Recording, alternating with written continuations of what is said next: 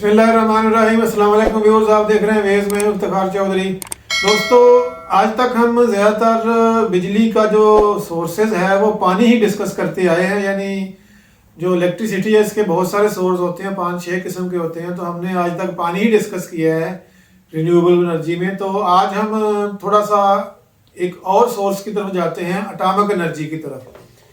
पाकिस्तान में आपको पता है 2 पावर प्लांट हैं, चश्मा के मुकाम पर है और एक कन्यूब कराची में है।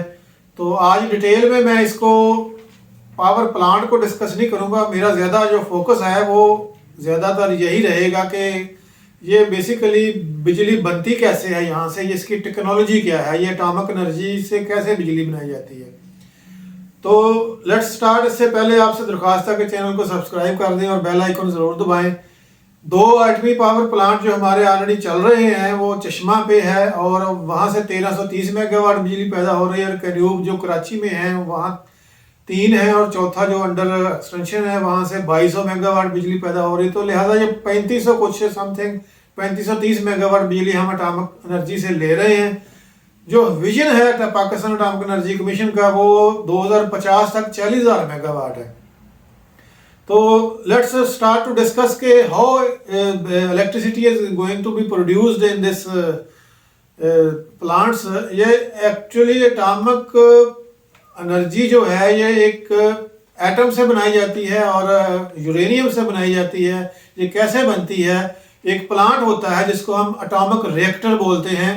ये जो हमारा पहला K1 यानी कराची में जब सबसे पहला प्लांट ना 71 में लगा था, वो ये एटॉमिक रिएक्टर हमने कनाडा से लिया था। उसके बाद हमारी बात फ्रांस से भी चलती रही है और भी कंट्री से चलती, लेकिन वो कामयाब नहीं हुई। और उसके बाद हम बेसिक टोटली चाइना पे फोकस कर रहे हैं। सारे प्लांट अभी जो आ रहे हैं चाइना के आ रहे हैं। एटॉमिक रिएक्टर की बात जब मैं बात कर रहा हूँ तो इसको मैं डिस्कस करता हूँ कि ये कैसे फंक्शन करता है, ये कैसे बिजली बनाता है। एटॉमिक रिएक्टर के अंदर एक धात होती है जिसको हम यूरेनियम बोलते हैं, U235 और 238। 235 यूरेनियम जो एक इनरिच्ड होती है, यानी अनरिच्ड होती है। ये एक नेचुरल होती है, यानी जो ज़मीन से निकलती है। और ये 235 बेसिकली कंफ्यूज नहीं आपने होना, ये इसका एटॉमिक मास होता है जिसको कमियत भी बोलते हैं उर्दू में। जो मैट्रिक के स्टूडेंट हैं या एफएससी को जानते हैं कि एटॉमिक मास क्या होती है। तो ये धात इसके अंदर डालकर एक ख़ास किस्म का एक रिएक्शन किया जाता है, उससे ये बिजली पैदा होती है। तो वो कैसे किया जाता है? आपको पता है कि ये जो धात है या यूरेनियम है, धात को छोड़ें आप यूरेनियम ही बोलें। यूरेनियम जो है ये अनरिच्ड शक्ल में जो होती है, ये इसमें 0.7% रेडियो एक्टिव आइसोटोप होते हैं, यानी 1% से भी कम। रेडियो एक्टिव आइसोटोप बेसिकली क्या है? ये एक तापकारी की शक्ल होती है कि यानी इसमें जो क्वालिटीज एक एटम बम में होती हैं, यानी तापकारी जो होती है जिसको अब रेडियो एक्टिविटी कहते हैं, तो वो एलिमेंट इसमें 1% से कम होता है, यानी 0.7% होता है। इतना काफ़ी नहीं है ये बिजली बनाने के लिए। तो इसको क्या किया जाता है? इनरिच किया जाता है। इनरिच से मुराद है कि इसकी जो परसेंटेज है ये बढ़ाई जाती है किसी तरीके से। अब वो इनरिच कैसे करते हैं? उसके 3-4 तरीके हैं कि एक गैस डिफ्यूजन से करते हैं, फिर एक गैस सेंट्रीफ्यूजेस होते हैं। ये मशीनें होती हैं छोटी छोटी, इनमें डाल के इसको यूरेनियम को बहुत अरसे के लिए एक प्रोसेस से गुजारा जाता है, एक हीट से गुजारा जाता है। तो उससे ये जो रेडियो एक्टिव आइसोटोप्स की परसेंटेज है 0.7 से जब ये 3 और 5 के बीच में आ जाती है, यानी मोर देन 3% हो जाती है, और 5% से कम होनी चाहिए, यानी 5 हो सकती है लेकिन ज़्यादा नहीं होनी चाहिए। तो ये जो फॉर्म ऑफ यूरेनियम होती है इसको इनरिच्ड यूरेनियम कहते हैं। ये एटमी रिएक्टर में इस्तेमाल की जाती है। अब मैं बताता हूँ कि ये बिजली कैसे बनाई जाती है इसमें। ये रिएक्टर के अंदर, रिएक्टर तो बेसिकली एक मशीन है, बहुत बड़ी मशीन होती है, एक साइंटिफिक किस्म की, एक मैकेनिकल किस्म की मशीन होती है। उसमें ये यूरेनियम रख के, आपको ये पिक्चर नज़र आ रही होगी स्क्रीन पे कि एक एटम, आपको पता है कि दुनिया की जो भी धात है वो एटम से बनती है, यानी लाखों करोड़ों बल्कि अरबों ट्रिलियंस एटम होते हैं हर धात के अंदर। ये खा वो किसी भी किस्म की धात हो, उसमें डिफरेंट हो सकते हैं, उसकी मैस मास जो है वो डिफरेंट हो सकती है, लेकिन बनती वो एटम से मिल के है। जैसे इंसानी जिस्म है और दरख्त वगैरह हैं, निबातात हैं, ये सेल से मिल के बनते हैं। हमारे जो बॉडी है इसका जो सबसे छोटा ज़र्रा, इसको सेल कहते हैं। इसी तरह जो धात और कोई भी धात होती है उसका जो सबसे छोटा होता है उसको एटम बोलते हैं। तो जो स्क्रीन पे आपको नजर आ रहा है एटम, इसका आप देख रहे हैं कि जो सेंटर का पार्ट होता है इसको आप न्यूक्लियस कहते हैं। इसके इर्द गिर्द 3 घूम रहे होते हैं, एटॉमिक इलेक्ट्रॉन, प्रोटॉन और न्यूट्रॉन। ये अपने अपने मदार में घूमते रहते हैं और मूव करते रहते हैं, ये डिस्टर्ब नहीं होते हैं, यानी अपने रास्ते से हटते नहीं हैं अनटिल और अनलेस इन पे कोई खास केमिकल अमल ना किया जाए। तो बिजली जैसा कैसे बनेगी, हम ये यूरेनियम का एक आइटम होता है, उसको जो न्यूट्रॉन है जो बाहर उस पर घूम रहा होता है उसको एक खास अमल के जरिए उसको न्यूक्लियस पे गिराते हैं, न्यूक्लियस पे मारते हैं, उसको हिट करते हैं। तो उससे होता क्या है कि वो न्यूक्लियस जो है वो टूट जाता है, न्यूक्लियस टूट के 2 टुकड़ों में या 4 टुकड़ों में बढ़ जाता है। इस तरह ये अमल ना जारी रहता है, यानी ये जो आपको बताया कि एक चुटकी भर या एक जर्रे में यूरेनियम में भी करोड़ों अरबों या ट्रिलियंस किस्म के एटम होते हैं। तो जब ये एटम ये जो पहला जो टूटता है फिर वो आगे 2 को तोड़ता है, 2 आगे 4 को तोड़ते हैं, 4 आगे 8 को तोड़ते हैं, 8 आगे 100 को तोड़ते हैं, 100 आगे 1000 को तोड़ते हैं। तो ये अमल विद इन सेकंड इतना बढ़ जाता है कि वो पूरा जो जितनी मकदार इसने डाली होती है उसको वो तोड़ता जाता है और वो ब्लास्ट हो जाता है। यानी जो आइटम है वो उसका न्यूक्लियस टूटता जाता है और वो आगे टुकड़ों में बढ़ जाता है, जिसको स्प्लिटिंग कहते हैं। ये जो अमल है इसको फिजन कहते हैं। फिजिक्स की ज़बान में अगर बोला जाए तो फिजन कहते हैं। यानी ये फिजन का अमल होता है कि जब आप एक न्यूट्रॉन को न्यूक्लियस पे मार के तोड़ देते हैं तो ये फिजन का अमल होता है, और ये इतनी तेज़ी से होता है और आगे इतना बढ़ जाता है, और इस पूरे अमल को चेन रिएक्शन कहते हैं। यानी एक ऐसा रिएक्शन जो आगे बढ़ता जाता है, रुकता नहीं है अनटिल और अनलेस जहां आपने कंट्रोल लगाया होता है या जितनी मकदार डाली होती है वहां जाकर तो डेफिनेट रुकेगा ही, लेकिन वहां तक ये रुकता नहीं है, जो पूरा एक दफा पूरा ब्लास्ट कर देता है उसको चेन रिएक्शन इसको कहते हैं। एक फ्यूजन होता है, एक फिजन होता है। फिजन मैंने आपको बता दिया, फ्यूजन बिल्कुल इसके उल्टा है। तो यानी वो 2 को जोड़ के 1 बना देता है।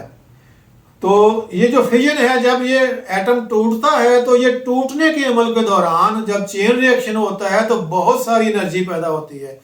आप ये समझ लें कि इतनी एनर्जी पैदा होती है कि 1 किलोग्राम यूरेनियम जो है वो तकरीबन कोई 15 लाख केजी कोल, यानी कोला, अगर 15 लाख कोला या आप कह लें कि 1.5 मिलियन केजी कोल को अगर जलाया जाए तो उससे जितनी बिजली पैदा होती है बिजली नहीं, एनर्जी जितनी पैदा होती है वो 1 केजी यूरेनियम से पैदा हो जाती है। तो आगे करते क्या है कि वो ये सारा आपको जैसे मैंने बताया कि पूरा अमल होता है रिएक्टर के अंदर। तो रिएक्टर के अंदर जब ये अमल होता है और इतनी एनर्जी पैदा होती है तो उसी रिएक्टर के ऊपर ही ये एक पानी कि चैनल लगे होते हैं। वो पानी आम पानी नहीं होता, खास किस्म का पानी होता है, हैवी वाटर उसको बोलते हैं।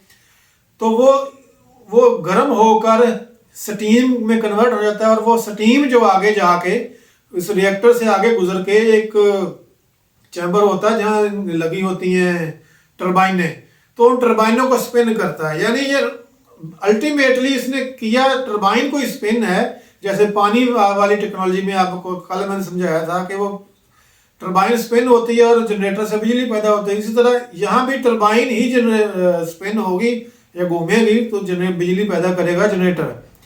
लेकिन वो टर्बाइन को घुमाने का ये प्रोसीजर जो है ये एटॉमिक एनर्जी से पैदा होता है। ये पूरा प्रोसीजर जैसे आपको मैंने अभी बताया ये इस तरह होता है। तो इसकी ऑलमोस्ट कास्ट जो है ये पानी से तो स्लाइटली थोड़ा सा महंगा है, लेकिन बाकी सारे सोर्सेस से ये भी सस्ती है। ये ऑलमोस्ट 5-6 रुपीज़ में एक यूनिट बन जाता है, क्योंकि 1 केजी जो यूरेनियम है उसकी कास्ट ऑलमोस्ट कोई 700 या 800 US डॉलर होती है।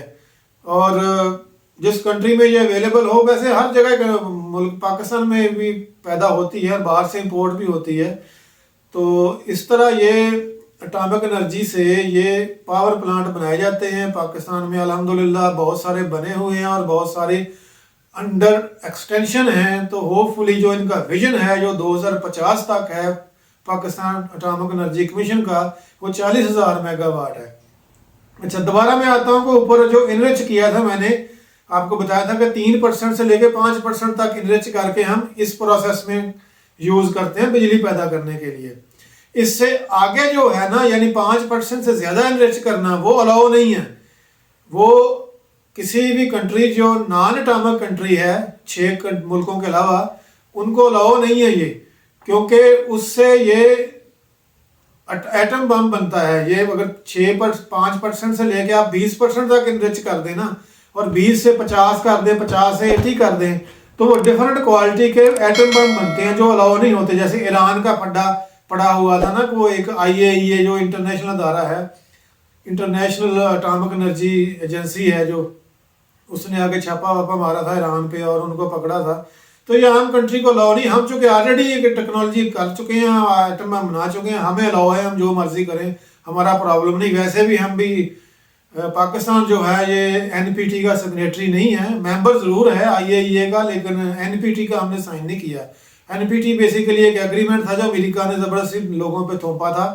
ये 1990-95 की बात है कि नॉन प्रोलिफिकेशन ट्रीटी था एक, कि जो लोग इसको या जो कंट्री इसको साइन कर देते हैं तो फिर वो एटम बम नहीं बना सकते, बिजली ज़रूर बना सकते हैं, एटम बम नहीं बना सकते। अब ईरान चूंकि NPT उसने साइन किया हुआ है तो वो बिजली तो बना सकता है, एटम बम नहीं बना सकता। उसने चोरी छुपे ये काम थोड़ा सा किया था कि इसको ज़्यादा इनरिच किया था, लेकिन वो पकड़ा गया और वो चीज़ ख़त्म कर दी गई।